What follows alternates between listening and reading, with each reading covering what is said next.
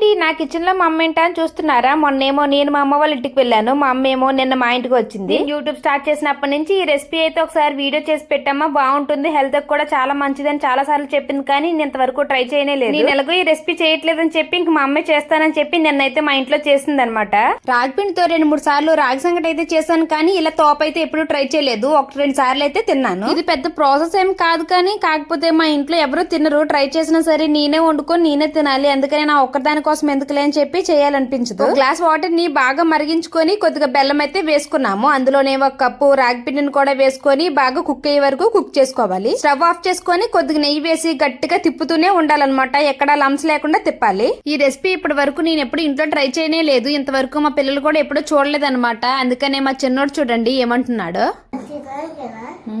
అదేంటి అలా ఉంది, తినడానికైనా చేస్తున్నారా అని అడుగుతున్నాడు. వీడియో నచ్చితే లైక్ చేసి సబ్స్క్రైబ్ చేయడం మాత్రం మర్చిపోకండి.